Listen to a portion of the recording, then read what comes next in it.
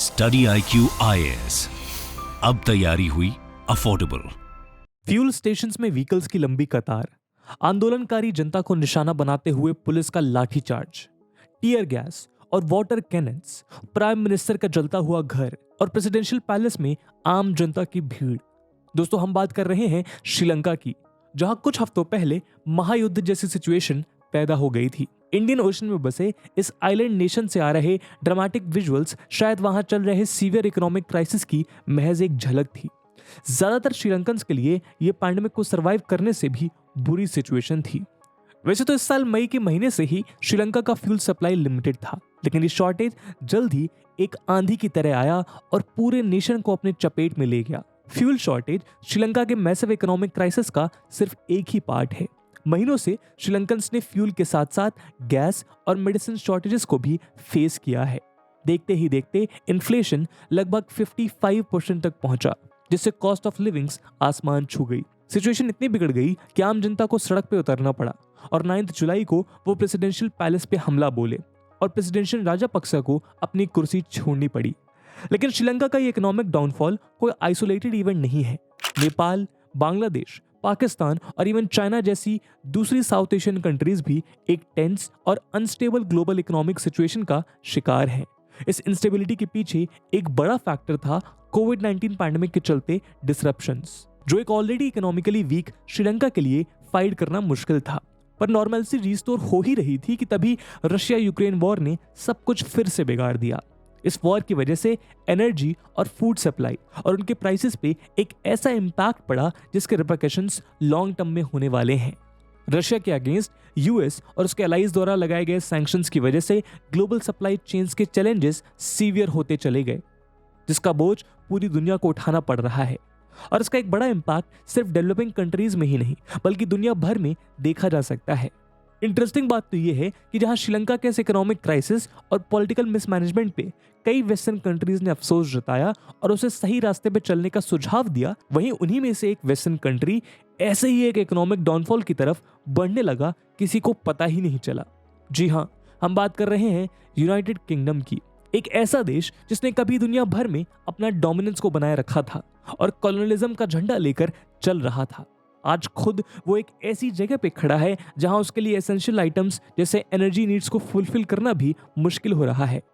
किसने सोचा था कि एक समय पर श्रीलंका को रूल करने वाला यूके आज उसी की तरह इकोनॉमिक क्राइसिस के दलदल में फंसता चला जाएगा। आपको जानकर हैरानी होगी कि हाल ही में बैंक ऑफ इंग्लैंड ने यह ऐलान किया है कि ब्रिटेन की इकोनॉमी हाई इन्फ्लेशन के चलते एक लंबी चलने वाली रिसेशन की शिकार होने जा रही है और इसके रिस्पॉन्स में उसने अपने इंटरेस्ट रेट्स को बढ़ाकर पूरे मार्केट को शॉक में डाल दिया है। ज्यादातर रिपोर्ट्स के मुताबिक यूके की हालत आज काफी नाजुक है और ऐसा माना जा रहा है कि 2008 की ग्लोबल फाइनेंशियल क्राइसिस के बाद ये लॉन्गेस्ट इन्फ्लेशन होगा। तो आखिर क्या वजह है कि यूके अपने आप को संभाल नहीं पा रहा? क्या यहां भी श्रीलंका की स्टोरी रिपीट होगी? आज की वीडियो में हम इसी मुद्दे पे चर्चा करेंगे। पर आगे बढ़ने से पहले मैं आपको बता दूं कि इस वीडियो की इंपॉर्टेंस यूपीएससी मेंस के पर्सपेक्टिव से काफी ज्यादा है और इस मुद्दे से जुड़े हुए सवाल यूपीएससी GS2 के इंटरनेशनल रिलेशन सेक्शन में पूछे जा सकते हैं। इसके बारे में हम वीडियो के अंत में और भी बात करेंगे, पर फिलहाल के लिए अपने डिस्कशन को हम आगे बढ़ाते हैं। दोस्तों, स्टडी IQ आप सबके लिए लेके आया है एक बहुत ही खास कोर्स। पहली बार study IQ UPSC pre plus mains के लिए एक फुली लाइव कोर्स लॉन्च करने जा रहा है। इस कोर्स में 900 घंटे से ज्यादा की लाइव क्लासेस होंगी, जिसमें स्टैटिक पोर्शन से लेकर करंट अफेयर्स, ऐसे सीसैट तक सब कुछ कवर किया जाएगा। और साथ ही साथ आपको मिलेगी 1-to-1 मेंटोरशिप, जिसकी वजह से आप अपने मेंटोर से बिना हिचकिचाए अपने डाउट्स को पूछ सकेंगे। और आपके एग्जाम फियर को दूर करने के लिए आपको दिए जाएंगे मॉक पेपर्स प्रीलिम्स एग्जाम के लिए, और साथ ही साथ मेंस की तैयारी को पुरजोर करने के लिए आपसे इस कोर्स में आंसर राइटिंग की प्रैक्टिस भी करवाई जाएगी। और दोस्तों, ये सब कुछ आपको मिलेगा 18,999 के डिस्काउंटेड प्राइस पे अगर आप AG live coupon code use करते हैं। दोस्तों, इन बैचेस में क्लासेस की शुरुआत 14 सितंबर इवनिंग 6 PM से होंगी, जिसकी डिटेल्स आपको पिन कमेंट में मिल जाएगी। तो स्टडी IQ के साथ अब आप भी कहिए कि तैयारी हुई अफोर्डेबल। बाकी सभी अपडेट्स के लिए आप मुझे मेरे सोशल मीडिया हैंडल्स पे फॉलो कर सकते हैं। दोस्तों पिछले साल सितंबर में यूके का नज़ारा कुछ ऐसा ही था जैसे हाल ही में श्रीलंका में देखने को मिल रहा है। गवर्नमेंट एश्योरेंस के बावजूद पूरे ब्रिटेन में लगभग एक हफ्ते तक पैनिक बाइंग की सिचुएशन पैदा हो गई, जिसके चलते मेजर सिटीज में पंप्स ड्राई आउट हो गए। जल्द ही बीपी और एक्सॉन मोबिल जैसे जाइंट ऑयल कंपनीज अपने कुछ गैस स्टेशंस को बंद करने पे मजबूर हो गए थे, क्योंकि पेट्रोल और डीजल्स को रिफाइनरीज से फिलिंग स्टेशंस तक लाने के लिए ड्राइवर्स कम पड़ रहे थे। यहाँ तक कि इस सिनेरियो को देखते हुए गवर्नमेंट ने 150 ब्रिटिश आर्मी टैंकर ड्राइवर्स को स्टैंड बाई पे रखने का फैसला किया। इसके बाद कई मेजर कंपनीज जैसे KFC, मैकडॉनल्ड्स और नैंडो शॉर्टेजेस की कमी रिपोर्ट करने लगे। शुरुआत में इन शॉर्टेजेस को एक माइनर प्रॉब्लम की तरह देखा गया। वैसे तो सुपरमार्केट के शेल्फ्स काफी समय से खाली होने लगे थे, लेकिन किसी को यह अंदाजा नहीं था कि ये यूके की इकोनॉमी और पॉलिटिक्स को हिला सकती है। लेकिन जो लोग 2008 के ग्रेट रिसेशन को एक्सपीरियंस कर चुके थे, उन्हें यह अंदाजा था कि सिचुएशन किस तरफ जा रही है, और वो सही थे। हाल ही में बैंक ऑफ इंग्लैंड ने अपने इंटरेस्ट रेट को 3% बढ़ाते हुए ये वार्निंग दी कि यूके रिसेशन में जाने वाला है। National institute of economic and social research के मुताबिक इस साल यूके के एवरेज रियल डिस्पोजेबल इनकम में 2.5% की गिरावट देखी जा सकती है, और वो 2026 तक प्री कोविड लेवल से 7% नीचे ही रहने वाला है। एक्सपर्ट्स का मानना है कि डिमांड से गिरने से अनएम्प्लॉयमेंट 5% तक बढ़ जाएगा। इंटरनेशनल मॉनेटरी फंड और organisation for economic cooperation and development भी कुछ ऐसा ही फोरकास्ट कर रहे हैं। इस रिसेशन की वजह से कॉस्ट ऑफ लिविंग इतना बढ़ गया है कि हाउस होल्ड इनकम्स पे इसका गहरा असर देखा जा रहा है। जहां बाकी यूरोप में वेज राइज से प्राइस राइज को बैलेंस किया जा रहा था, वहीं यूके में ऐसा नहीं हो रहा है। कई रिसर्च रिपोर्ट्स के मुताबिक यूके कस्टमर्स के लिए एसेंशियल आइटम्स भी खरीदना मुश्किल हो रहा है।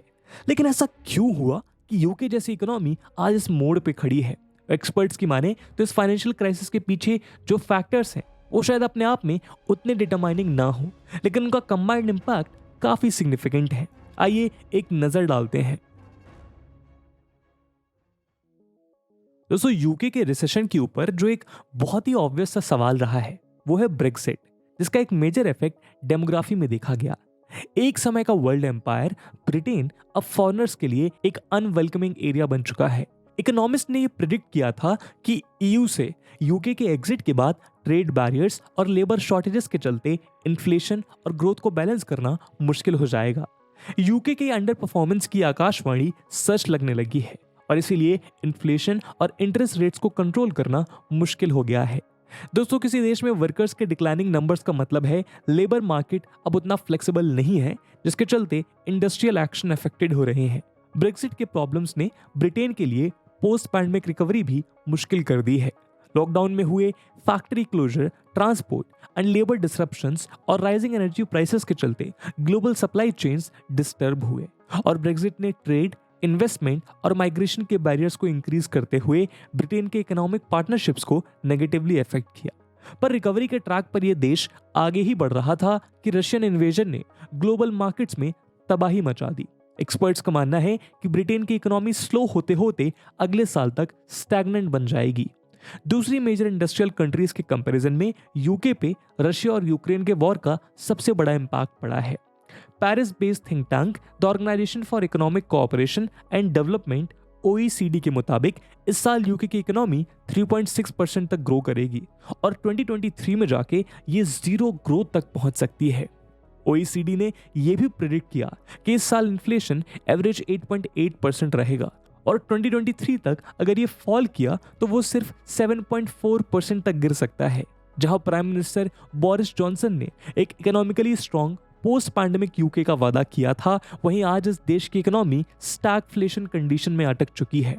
जी हाँ दोस्तों, यही है वो शब्द जिसे आज यूके की इकोनॉमिक सिचुएशन को डिस्क्राइब करने के लिए सबसे ज्यादा यूज किया जा रहा है, स्टैगफ्लेशन। लेकिन क्या है ये स्टैगफ्लेशन? आइए जानते हैं अगले सेक्शन में। दोस्तों जैसा कि आपको नाम से पता चल गया होगा, स्टैगफ्लेशन दो शब्दों से बनता है, स्टैग्नेशन और इन्फ्लेशन। दरअसल 1970s तक कई इकोनॉमिस्ट का मानना था कि इन्फ्लेशन और अनएम्प्लॉयमेंट रिवर्स रिलेशनशिप में थे। 1860s तक ट्रेस किए गए इकोनॉमिक डेटा के अनुसार जब अनएम्प्लॉयमेंट के कम होने से इन्फ्लेशन बढ़ता है और वाइस वर्सा। इकोनॉमिक एक्सपेंशन के समय गुड्स की राइजिंग डिमांड प्राइस को भी बढ़ा देती है, जिससे बिजनेसेस को एक्सपैंड करने और एम्प्लॉयमेंट जनरेशन करने में इंकरेजमेंट मिलती है। दूसरी तरफ रिसेशन के दौरान लोअर डिमांड के कारण प्रोडक्शन कम होता है, जिससे अनएम्प्लॉयमेंट बढ़ जाती है और इसी के कारण प्राइस इंक्रीज चेक होता है, यानी रुक जाता है और इन्फ्लेशन घटता है।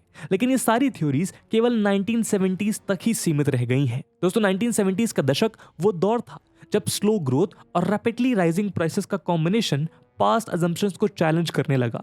इस सिचुएशन में लोगों के वेजेस लगभग कांस्टेंट रहते हैं, जबकि अनएम्प्लॉयमेंट बढ़ता चला गया और यही सिचुएशन कहलाएगी स्टैगफ्लेशन।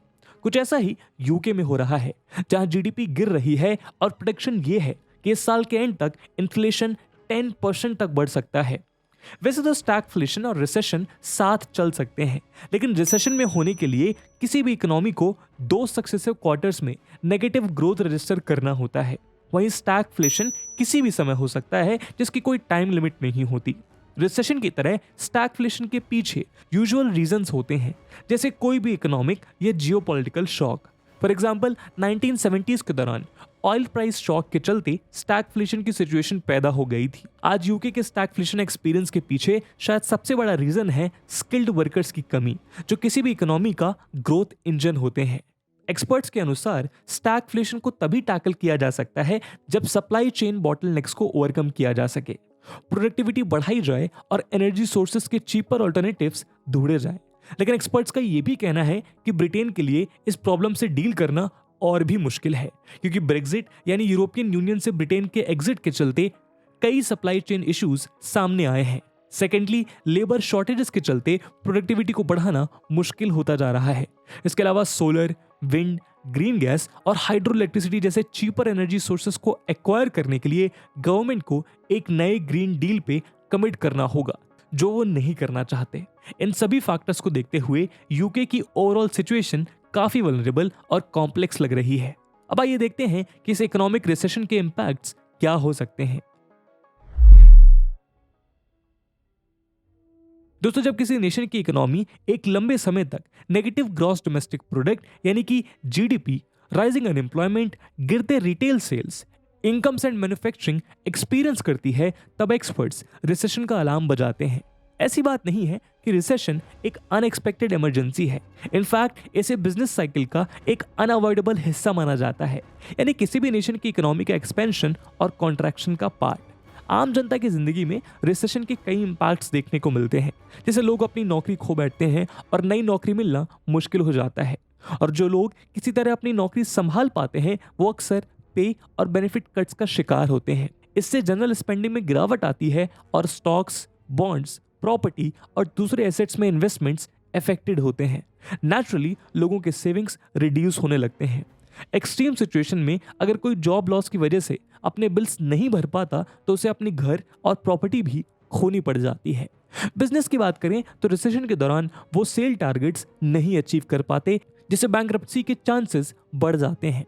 वैसे तो ऐसे समय में सरकार इन बिजनेस को सपोर्ट करने की कोशिश करती है, लेकिन सबको संभालना भी मुश्किल हो जाता है। जैसे जैसे डिफॉल्टर्स बढ़ते जाते हैं वैसे वैसे लेंडर्स अपने मॉर्टगेज स्टैंडर्ड्स, कार लोन्स और दूसरे फाइनेंस रूल्स को स्ट्रिक्ट बनाते हैं। लोग कितना ही अपने आप को रिसेशन के लिए तैयार करें, ये एक बहुत ही डिफिकल्ट चैलेंज बन के सामने आता है। खैर, जैसा हमने श्रीलंका के केस में देखा था, केवल कोविड और रशिया यूक्रेन वॉर ही नहीं, देश की पॉलिटिकल लीडरशिप भी उस क्राइसिस के लिए जिम्मेदार थी। ठीक उसी तरह यूके की इस क्राइसिस के पीछे भी पॉलिटिकल लीडरशिप का एक बड़ा हाथ है। आइए समझते हैं। दोस्तों, अपने पार्टी में कई एथिक्स स्कैंडल के चलते बोरिस जॉनसन को यूके के प्राइम मिनिस्टर पोस्ट से रिजाइन करना पड़ा, लेकिन एनालिस्ट का मानना है कि उनकी पॉपुलैरिटी पहले से ही बढ़ते इन्फ्लेशन और स्टैग्नेशन की वजह से इफेक्ट हो रही थी। कॉस्ट ऑफ लिविंग क्राइसिस आने वाले विंटर में ब्रिटेन की जनता के लिए एक मेजर थ्रेट की तरह मंडरा रहा है। इसके अलावा यूरोपियन यूनियन के साथ ब्रिटेन का बिगड़ता ट्रेड वॉर भी एक रिस्क है, जहां इंपैक्ट आम जीवन में पड़ने वाला है। ऐसी सिचुएशन में किसी भी स्टेट के लिए बिना लीडरशिप के रिकवरी की ओर बढ़ना बहुत ही मुश्किल है। जॉनसन की गवर्नमेंट ने हर एक फैमिली को 400 यूरोस यानी कि लगभग $502 का ग्रांट प्रॉमिस किया था, ताकि वो अपने एनर्जी बिल्स पे कर सकें। इसके अलावा प्रेशर में आके जॉनसन एडमिनिस्ट्रेशन ने ऑयल और गैस कंपनीज के विंडफॉल प्रॉफिट्स में 5 बिलियन यूरोस टैक्स का अनाउंसमेंट किया था, लेकिन ये एफर्ट्स कोई रिजल्ट नहीं दिखा पाए। एनर्जी एंड फूड के बढ़ते कॉस्ट के चलते डिस्पोजेबल इनकम्स में सिग्निफिकेंट फॉल देखने को मिली है। ऑब्जर्वर्स की माने तो ये बिल्स आने वाले समय में बढ़ने वाले हैं। इसीलिए कहा जा रहा है कि जो भी इस पॉलिटिकल क्राइसिस से कंजर्वेटिव पार्टी का नया लीडर बन के सामने आएगा, उसके सामने कई एक्स्ट्राऑर्डिनरी इकोनॉमिक और फाइनेंशियल चैलेंजेस होंगे। लेकिन क्या यूके के इस इकोनॉमिक डाउनटर्न में कोई सिल्वर लाइनिंग भी है? दोस्तों, एक्सपर्ट्स का मानना है कि वैसे तो होप बहुत कम है, लेकिन जो लोग राइजिंग इंटरेस्ट रेट से परेशान हैं, उनके लिए ये न्यूज़ थोड़ी इंकरेजिंग हो सकती है कि फ्यूचर राइजेस के बारे में मार्केट एक्सपेक्टेशंस गिर रही हैं। कुछ प्राइसेस में ऑलरेडी फॉल रजिस्टर किया जा रहा है। ब्रिटेन के लीडिंग पब्लिकेशन गार्जियन के मुताबिक अंडरलाइंग इन्फ्लेशन का ट्रेंड काफी इंकरेजिंग नजर आ रहा है। उनकी रिपोर्ट्स के मुताबिक 2 महीनों में कोर इन्फ्लेशन अप्रैल में 6.2% से जून में 5.8% तक गिर गई है। कुछ सजेशंस के मुताबिक एक बार ये क्राइसिस खत्म हो गई तो यूके की रिकवरी एक क्विक प्रोसेस होगी। तो दोस्तों, ये थी एक एनालिसिस यूके की फॉलिंग इकोनॉमी के ऊपर। इसके ऊपर आपका क्या ओपिनियन है, कमेंट सेक्शन में जरूर बताइएगा।